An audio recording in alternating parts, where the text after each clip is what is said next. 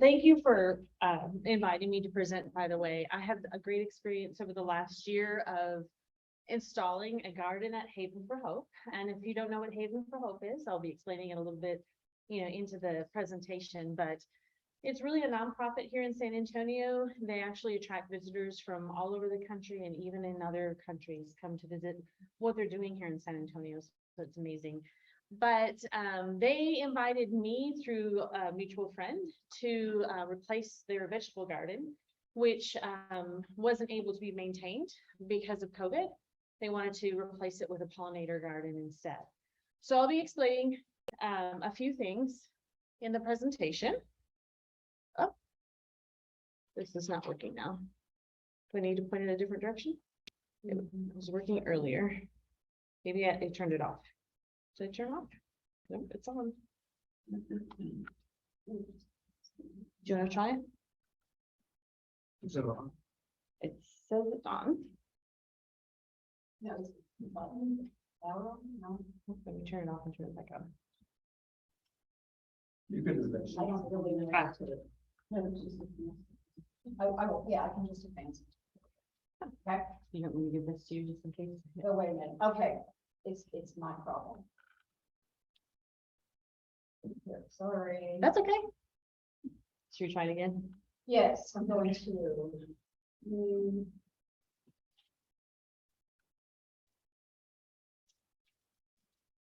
So while she's working that, I can give you a little bit of an introduction to what's happening. So the Haven for Hope Garden was not able to be maintained as a vegetable garden. Plus, you'll hear also, as I explained in the presentation, their clients are not really there for longer than 3 to 6 months. So it's not necessarily an opportunity for them to learn vegetable gardening or anything like that. And they have a huge food bank provided by the Food Bank of San Antonio. So they really don't need the vegetables or the food that it was providing. So that's one of the reasons why they kind of came to a decision of let's change our priorities and really try to do something different with the garden. So I'll be explaining a little bit about my experience with them as a nonprofit, how that was different than installing my own garden or even a garden for a client. And I'll be explaining a little bit about customer-centric design. This garden had a lot of that sort of focus to it because of their business and their clientele. We needed to make sure to really focus on certain things. I'll also talk a little bit about low impact development. Recently obtained my certification through the San Antonio River Authority on that. So we used the design, the standard of a rain garden for this as well. So it's not just a pollinator garden, it's also a rain garden. So it's capturing that water, that stormwater runoff. So volunteers, this wouldn't have been possible without them.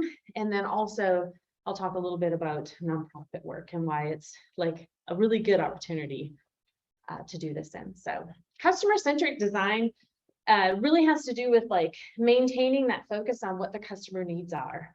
Whenever we're either doing work for our neighbor or a business, or in this case, a nonprofit, we need to have an initial meeting to really understand what is the needs of their clientele, of their land, what are their purposes, how do they really want to move forward.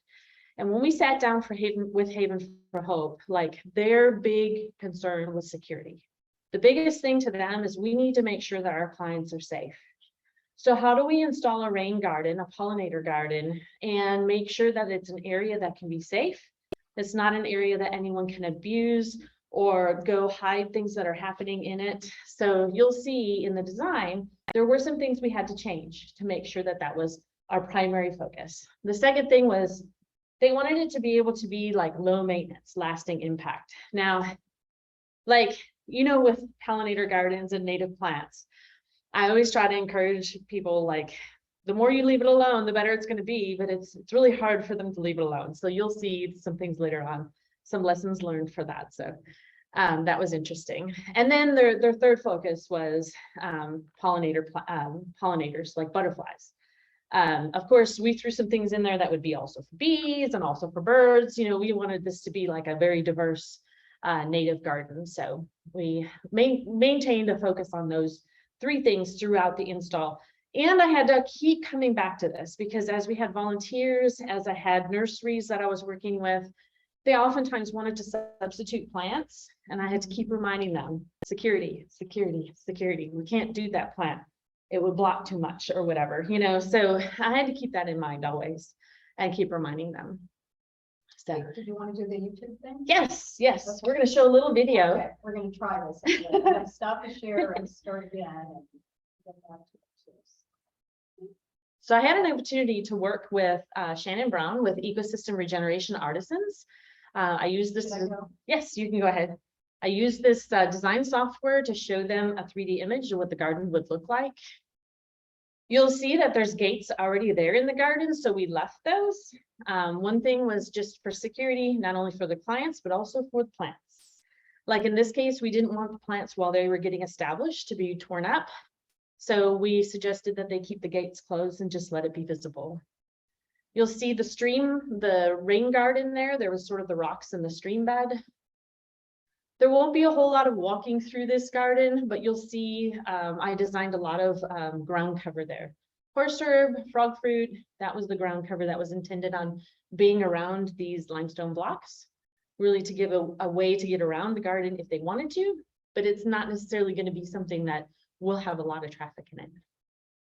Of course, the water source, so they did purchase one that was almost just like this. It's great.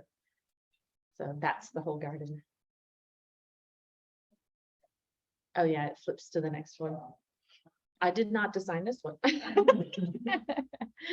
But so that gave, when we met with Haven for Hope to show them our idea for the design, they pretty much like dropped their mouths. They were like, wow, that's like, didn't think that you'd come up with something that amazing. So they were really all for the project when we moved forward. So they were excited to get started.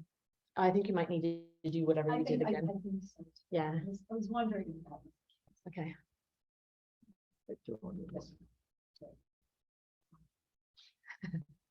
I'm gonna just start it again. Okay, that's fine. That'll work. So a little bit about Haven for Hope and why it's so important for them, that security. So Haven for Hope generally has, I believe, if I'm not right, like if I'm a little bit off, but about 2,000 to 4,000 clients at any one time on their campus. And those clients are really going through transitional lifetime events for them, right? They don't consider them homeless because they may be homeless temporarily, but really they're going through some sort of transition in their life. There's some other root cause. You're homeless for a reason.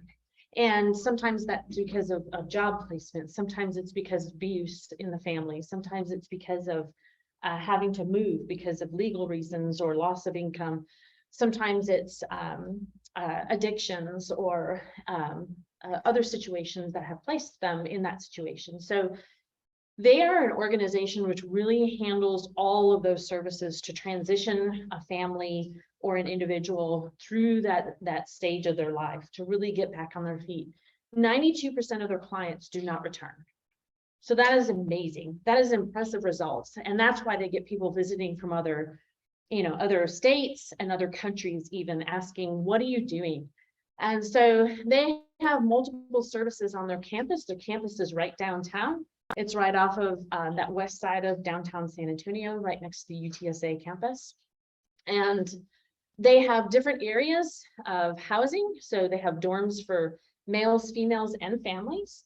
They have bus services that come through. So any child who's in a client there at that time, their bus that normally takes them to the regular school still comes and picks them up. They pick them up first. They drop them off last so that the other kids in the school don't know like that they're there. And so they go to their regular school that they were enrolled in, for the whole time. And that really, there's after school support for them so that they have a place to go do their homework and even connect in with computers if they need to. They also have like a large building that's like office space where they really like offer job skills, not just how do you do a job, but once you get a job, how do you manage your money? So they have finance skill development and then stress management. How do you handle stress when things do get stressful with your job or your family? So they really like offer the, A to Z services that you need. If you are experiencing an abuse situation, your client, they may have shown up with some injury to their face, broken glasses, they will be able to see a dentist there, get glasses. They don't have to be running all over town to try to make appointments, right? It's all right there for them. So they have legal services, VA services, drug addiction services. It's all there that they can get help with. So they also have a little part of the campus, which is what they call the courtyard, which is for individuals who cannot check in as a regular client. They have to maintain drug-free. So if they're not able to do that and check in as a regular client, they can check in for the evening and have a place, a secure place to sleep on a mattress. Like it's usually a very thin mattress and it's just on the sidewalk, but it's a secure gated area that they have security with. So they do provide that, and also like a soup kitchen for those individuals. But that's separate from the regular campus. But it's all right there in one area, so that if that individual then decides to become a regular client, they can register and then come in and receive the rest of the services. So it's an awesome place if you ever want to volunteer. So what we did in this case is the first thing I wanted to focus on was that low impact development. So I looked at the opportunity for having a rain garden here, and it was awesome because you'll see on that right side of the picture, there's a building there, huge building, and that's where their kitchen is and their cafeteria. And there was water coming off of there from a gutter, and there was also a sidewalk at the very top. You'll see a big sidewalk, there's water coming off of there. Then you'll see a big soccer field where the kids kind of play in the afternoons, and that soccer field is all Bermuda grass. So you'll see we attempted to cordon off that with some concrete blocks and some landscaping fabric to create a little wall, a barrier wall. That has worked for the most part, except it had already encroached into the garden before we were there. So there's some already that's still taking hold again. So we're having to deal with it a bit. But you'll see the water, like our focus then was to look at how is the water coming into the garden and how is it leaving? Well, I immediately noticed that there is a storm drain sewer, like a storm drain right in the center of this garden. So obviously there was enough water coming into this garden to where there's a storm drain in the middle of it.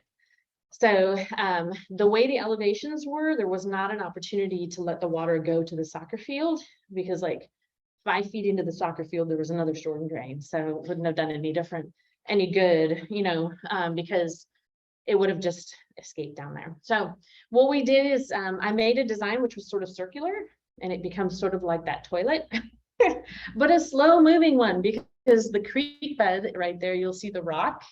That's like sort of the worm looking things. That's the creek bed. So there's a basin on either end. There's a basin on the high end, and then the water flows down to the other basin, and then it goes down to the storm drain. You see where that storm drain is sort of on the picture? You've got a, Yeah, the arrows there. Oh, I've got the little pointer. Yeah. Oh, I forgot how to do that. It's near the top. Yeah, they won't, but okay, I did it. Oh yeah, it doesn't like the screen.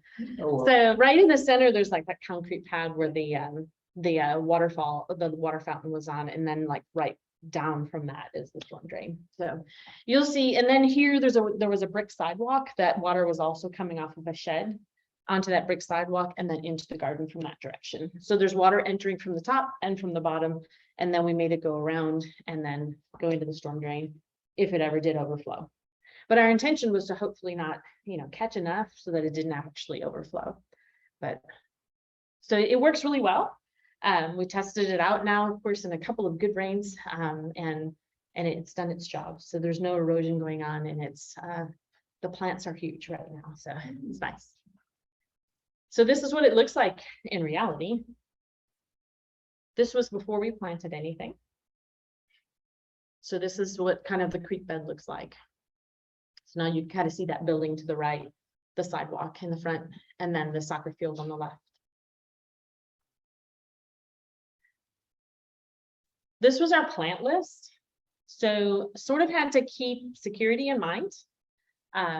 There was only space for a few big plants because we needed to keep those plants against the walls and against the back fence. So we needed all the video cameras to still be able to see into the garden. We don't want any of the clients to be able to hide, or employees for that matter.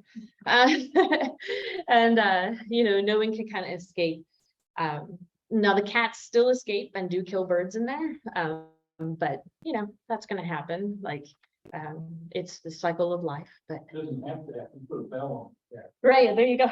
I don't know if these are stray cats or what, if they can catch them.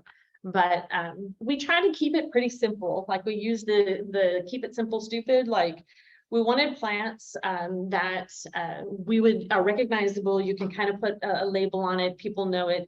If they do learn about it and move on to their home, they would be able to replicate some of that, right? And this could be an educational thing eventually. So this was our basic sort of list of plants. Now, we did install the garden in March, so we did have a bit of an access issue to some of these plants, so there were some substitutions made. The big thing is there was no milkweed available at the time that we installed. So it was in March, plus it was this last March, which was right after the freeze, right? And everything was flying off of the counters for landscape material, right? So, so it was kind of tough to get a hold of a few of these things. There's lots of opportunity to add milkweed to the garden or a couple of other things. So I mentioned earlier, we wanted to make sure we had some ground cover, some plants in there to give it some paths or some areas that people didn't have to worry about walking through. And then the security. So at the beginning of the garden, you can see up there at the top where there was sort of the gate that you could enter. We did plan a golden ball lead tree there at the entrance. That was a casualty of a well-intentioned weeder. So yeah, so that one's gone. Be great if it could be replaced, but. So this is the order we installed. If you ever install for a nonprofit or some other agency where you have to like go for weeks in between, what we wanted to do is we wanted to make sure that we were, we had to use volunteers for everything. So that meant it was my Saturdays and it was my partner Saturdays who was there also, Genevieve, she came in, partner in crime for the actual garden. She's the one who introduced me to the Garden Haven for Hope and this project. And so she was available some Saturdays, I was available some Saturdays. So we would kind of lead it with a group of volunteers. So you'll see this is kind of like in a different order, right? Like usually you would plant and then you would mulch afterwards, right? But we didn't want to leave the ground uncovered. We wanted to make sure that it was covered as quick as possible. So we basically did demo and weeded, and then we installed what she refers to as butter sticks, but they're the landscape blocks. They look like butter sticks, you know? So I love that little. And then we dug the basins and streams and the berms. So the basins and streams were where you saw that rock, the creek bed. And then there was kind of berms at the other side so that it would like turn that water and get it back to go down the other direction. So you'll see that in the pictures too. And then we added some irrigation, thankfully, because we had that drought. So they were irrigated this summer. And then we planted. So at every phase we were trying to weed. So you'll see why.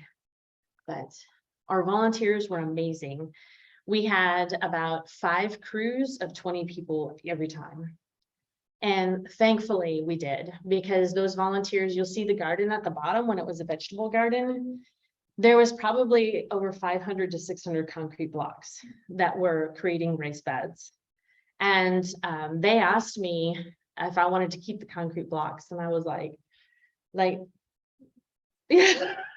they're still there. If you want to give a donation, they'll probably let you take them. Oh, okay, we can talk. I'll give you their contact information later. Yeah, there's like those volunteers. It was so funny when DJ invited them in. It was like, let's come in, do some gardening for us. I was like, DJ, like you didn't tell them like what they were going to be doing, like for 3 to 4 hours at a time. They were hauling concrete block and pulling it out. So it looks like there's only 1 row. There was actually 3 rows in some cases. So we had to actually dig down. We had to get the dirt out of every one of those holes, you know, and then haul them out. And some of these concrete blocks were the really big ones that you put massive houses on. So they weren't even just the standard size. So it was like impressive. They dug the creek beds and basins. They hauled the rock in for the creek beds. They did all the mulching and they planted all the plants with, I did bring in my specialist friends, Judith included, to plant the plants because not all the volunteers knew how to do that. So But they were amazing.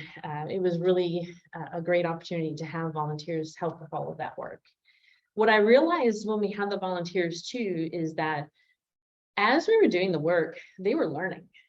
And so I had an opportunity to have 20 people every Saturday learn about pollinator gardens and rain gardens, right? Low impact design. So like, that was a huge educational opportunity that I didn't even realize we were going to like really be hitting when we started this garden. I just thought we were going to be doing something for Haven, but really like I probably impacted like 100 people of, you know, volunteers coming through and really learning what we were going to do. Even some of the little kids that were learning about worms, they were finding little worms and making piles in different areas and making sure we didn't lose any in the block and stuff like that. So it was great. Education is really the key. You can see by the time we started demoing, it was pretty weedy. And then this is a quick tip. The butter sticks or the landscape blocks were installed when we were not there because they were doing it during the week. And Genevieve and I just had the weekend to stop by. So we marked the placement of all of the blocks with flour. So that was like really like, hey, that's a good, like, I learned that from rodeos, you know, in some rodeo things, they mark the trail or whatever, the flower, yeah, the boundaries. So we marked it with flour and it worked out perfectly. They came in and they were able to put it in just the right spot for us. And we came back and they were there. So it was really great. So this is doing the earthworks at the top. That's when the volunteers like basically dug the creeks and basins. One tip to this is always dig it slightly deeper than what you think, because those berms will eventually settle down. So when we dug it, it looked like the butter sticks were almost like getting halfway covered or more, but now that's all settled. So those berms have settled down and it's not quite as high. You'll see here on this bottom picture, like the mulch, even where that berm is, almost looks like it's right at the top of the butter stick, and that's not that way anymore. So the basins do need to be dug a little bit deeper where the berm's a little bit higher than what you might expect. And this person at the bottom was one of our volunteers who was actually getting her degree at Texas A&M for green. So she ended up being our little lead volunteer there and helped lead some of the volunteers. So this was the irrigation. Also a great tip for this. We did not have to do any staking. We just snaked it along the ground and held it down with a little river rock, and it was all it needed. And then we came back along and we kind of covered it with some mulch. Since there wasn't a lot of traffic in the garden, then we were safe doing it this way, and didn't have to worry about people like tripping or anything like that. So that was planting day. And this is 4 months later. Things were really grown in. The irrigation helped a lot.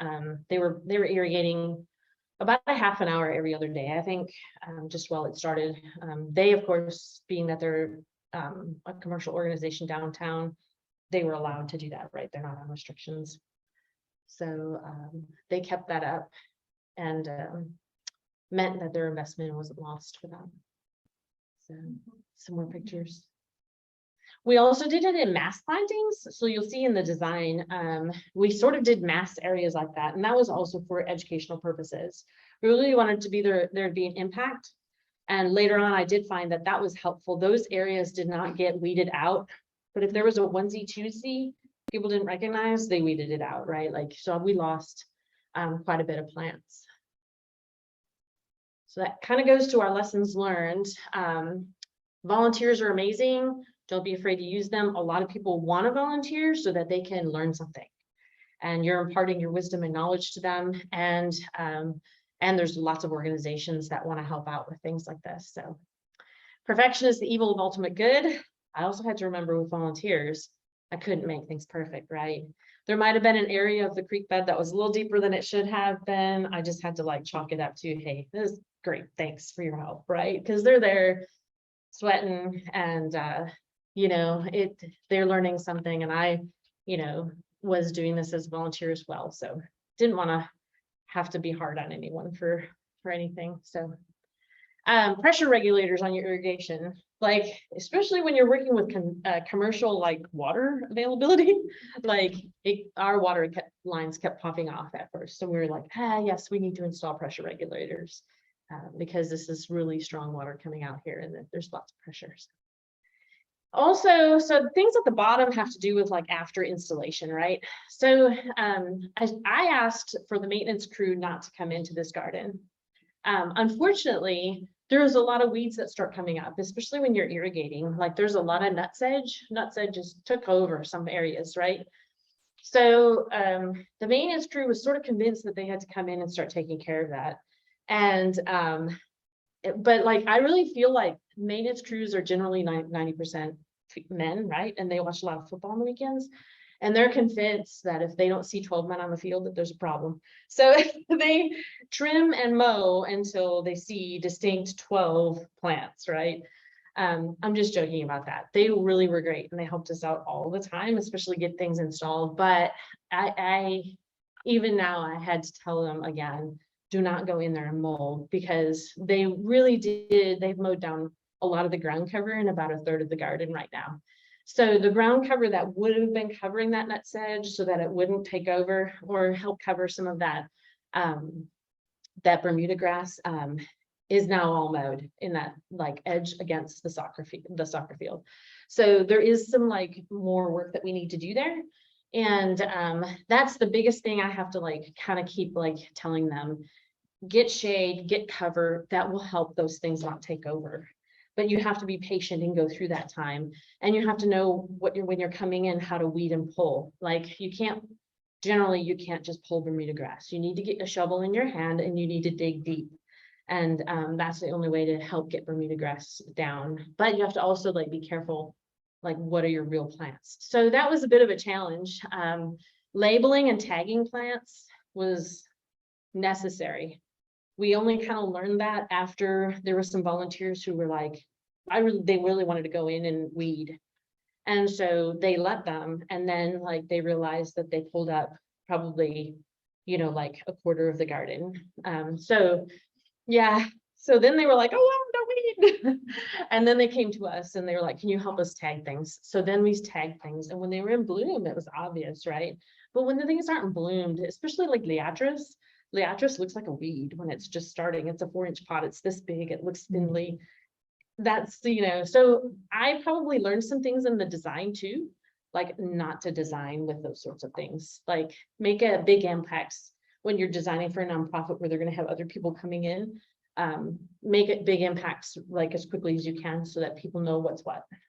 So so that's what I designed. I needed to learn from that and plan thicker border plants. Like I should have picked something with a little bit more substance.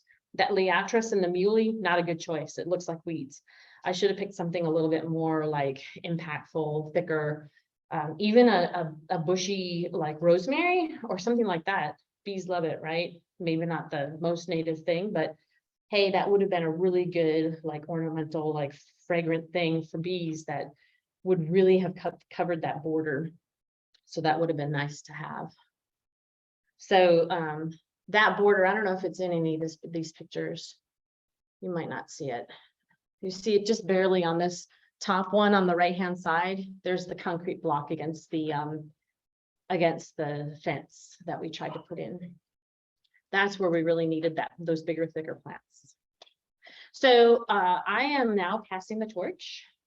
I'm no longer volunteering for them in the garden. My part is done. But Steve Dane is the garden lead with Haven for Hope, and he would welcome anyone from the Native Plant Society to go and like kind of take over that torch and offer to maybe reestablish things along that border, something that's going to like shade out that Bermuda grass and that nutsedge. And then also like, remember there's no milkweed in this garden yet. How do you have a pollinator garden with no milkweed? So so it needs milkweed added. So we need to do that. And that was never done either throughout the summer. So we good? Yeah, no, we were saying, we thought we saw Texas milkweed in one of the pictures. Oh yeah, there were a couple of bushes that I was able to find that are in between the blocks, yes. But there's none of the like I was planning like an expanse of like sort of a milkweed sort of patch. And that was like not right at the time. There weren't hardly any plants, but there were a couple of of milkweed bushes that we were able to find. Yeah, at 2 of them, and they're between one of them was also pulled up, so there's maybe 4. So there's 4 bushes, but they're doing good. So the ones that are there. So, and then DJ Jackson, he is a great volunteer organizer. Every time we were like, hey, 20 people Saturday, he was like, done. So you can have all the volunteers you need, and he will show up with them on a Saturday morning. They'll be from A&M, you know, high schools, church organizations, all sorts of people come volunteer here, and he's got them, and he'll show up with them. They're good people. They're always ready to work hard. So if you want to help lead sort of that next phase to improve things, go for it. We do have a couple of questions. Great. So the first question is, did you add any amendments to the soil? And if so, what did you add? We did not have to add anything, and it's because it was a vegetable garden before. So the worm population was really good in some parts. We could tell that there was maybe some pesticides put on in one area of the garden by the maintenance crew, potentially trying to keep that grass down. But most of the garden was really fertile soil, really nice. So we didn't have to do any additives whatsoever. And of course, like natives don't require that much, so. Okay, and the next question is just seeking a little better understanding of what you're calling a creek. And they're asking, is the area that you call a creek just a low dugout area holding water for a while after a rain? Yes, so you'll see it in the picture that I have actually right here. The creek bed is really just an area that is lower, maybe about 18 inches, 12 inches to 18 inches deep. May want to go a little bit deeper if you have more water that you're having to handle, but it would be higher on one end and lower on the other end. So higher on the end where water's coming in, lower where water is exiting. So this is a good picture of it. Rock is generally used for aesthetic purposes. You don't have to use rock, you can just mulch it. But rock also helps to slow down the water if you have an area where the water is actually coming in fairly quickly. So, yeah. So is the water coming off the roof? Just repeat the question. Yeah, the question was, is the water just coming off the roofs and gutters? And in most cases, yes. In their case, we could also tell that there was a lot of water coming off of the sidewalk that was next to it. So you see up there at the top, there was water coming in from that sidewalk, which is kind of at that other end. And then there was a big gutter that was coming off of this roof, this building. And then there also, strangely enough, you see halfway through that picture on the right-hand side, there's some pipes there. There was an outlet pipe, and then no one had any idea why stuff came out of it. It seemed to be clear water, so maybe. Yeah. Yeah. Yeah. Yeah. Right. It could be the AC, it could have been the refrigeration, stuff like that they had where they had some water coming out. So once a day, like water exited all at once from that area. So we had to make sure to have some rock over there so it wouldn't get eroded. You know, so we put a little bit more bigger pieces of rock there so that the water can splash against it and not get rushed off. Yeah. Yes. I want to ask kind of a bigger picture question. I've worked on a lot of projects and a lot of people have, and sometimes 5 years later, you know, there's not much of that project left for some reason or another. Right. And I was thinking what factors would give it longevity, and I think you identified one of the major things, which is ease of maintenance. If you can design it so that it's easy to, you know, identify what the maintenance tasks are, it's a really big plus. That's a very intelligent thing. What other things do you think would add to that lifetime of a project? Well, I think it's important that they identify that person internal. Steve is very passionate about native plants. Was that his name, Steve? I may have confused Steve and Scott. Yeah, Steve Dane. So Steve is very passionate. He works at Haven for Hope. He's an employee. He's like their director, executive member. So he has now sort of taken over the, like, that we own this and we're gonna make sure that this is always sort of ongoing. I think that's important with a nonprofit or something like that, walking away. That's kind of what happened to them with the vegetable garden. Something drastic happens, the people helping kind of had to walk away, right, with during COVID. And so it kind of went fallow there. So that's going to be important that someone in the organization, and they've actually handed that off twice now, I think, throughout the time. There's been different people, but they do keep identifying that person who is passionate about native plants, and the urban like oasis that this provides downtown is really amazing. So that's probably going to be the biggest, determination. And then like, hopefully Steve or whomever else can like convince the maintenance crew not to like keep mowing or keep like trimming, right? Like, don't even trim the dead, like the brown stuff, right? Like, try to keep it off. Yes. How many square feet is this garden? Yeah, I should have like figured that out. I think it was like 25 by 50, something like that. It's a big garden. Yeah, it was a good amount of space. It really felt good to like have that much space to work with. Yeah, you can kind of see there with the people standing there. Each of those pieces of fence, I think, are about 6 feet wide. So quite a big garden. Yes. Did you say that the residents are able to walk through there, or is it closed off? So the question is, were there other residents able to walk through it? And right now they chose to close it off because we both agreed we needed to get plants established until the plant's root systems are deep enough to where if someone goes and tries to pick something, they're not pulling the whole plant down. So their intention also is eventually they will open it maybe at times for either stress management programs or intentionally for like some sort of training or some sort of opportunity. I don't think that they're gonna want to just let it open all the time because that's a lot of traffic. And they don't want it to get trampled either. So they want to make it an intentional place. But the clients who, you'll see some benches on the other side of the fence. And then in that soccer field, you'll see them standing there and looking at it and enjoying it. So, and a lot of folks stopped us and were talking to us, what are you doing? So it was really a nice opportunity to educate even the clients who were there. So they definitely can still involve themselves, but we'll see where they take that then. Yeah. Yes, anyone else? Oh, go ahead. Well, no, she's just saying Oh. the price, but I was gonna add in a little. I've really been liking the idea of these urban oasis places. Yeah. And I really like it. They'll see like Legacy Park. It's right down on Flores and Habits, but I like what they've done with like the inland field and like raising like the walls of like an area with like a dirt mound. Yes, And then I do like inland fields to create kind of like an oasis.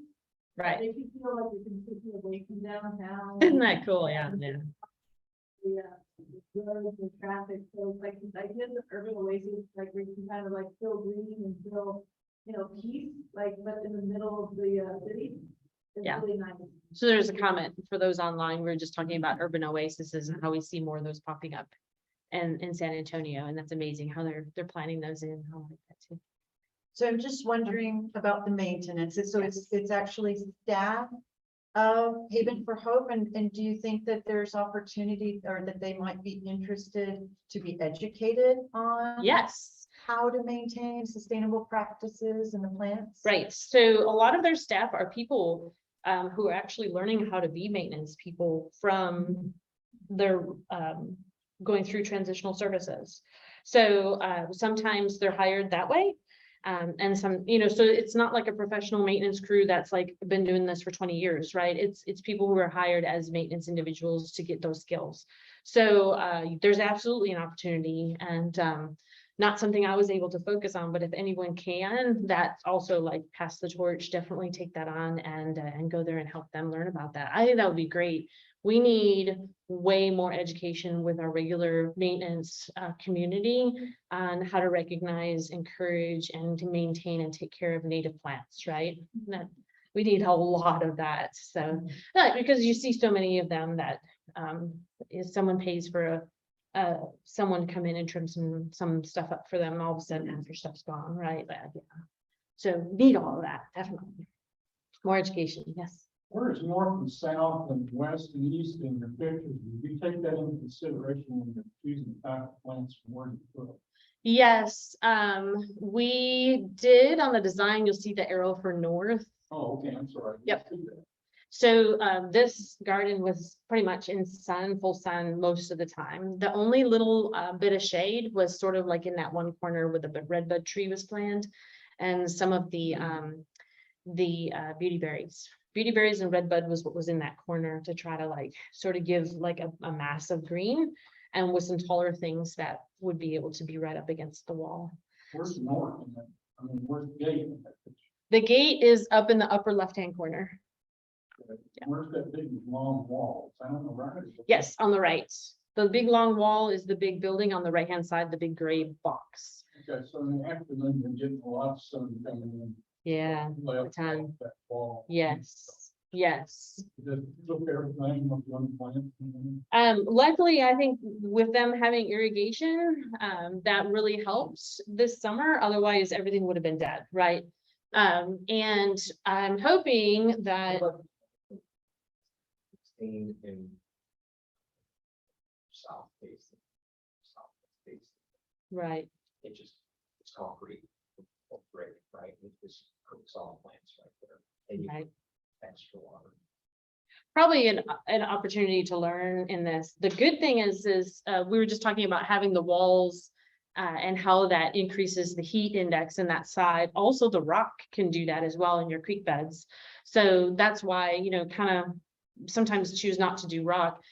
But you'll see that there was like that big cactus, that prickly pear cactus was in the corner that was doing really well. And all that plant along there is Griggs mistflower. So I'm not sure if that's a good plant for heat, but we'll Would you see. If that consider works out. growing something up that wall? Yeah, what would?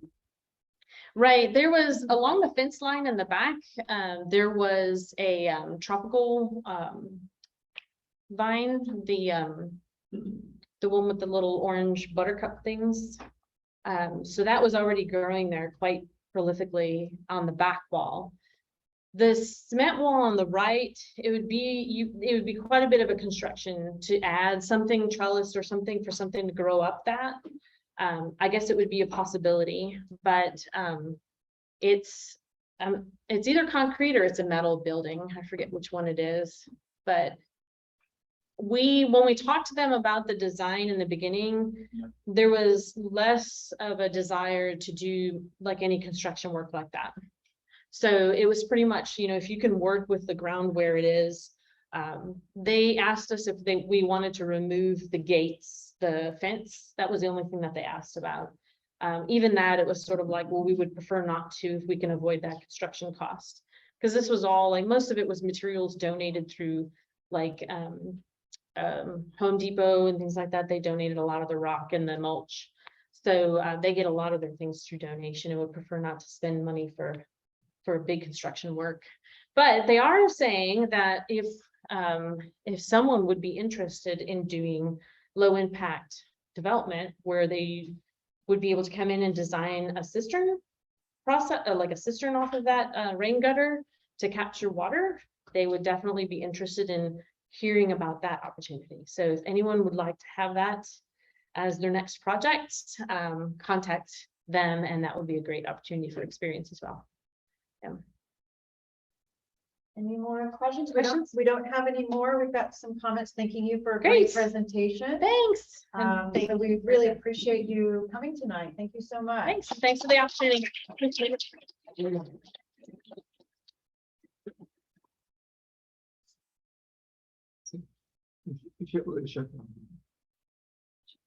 you.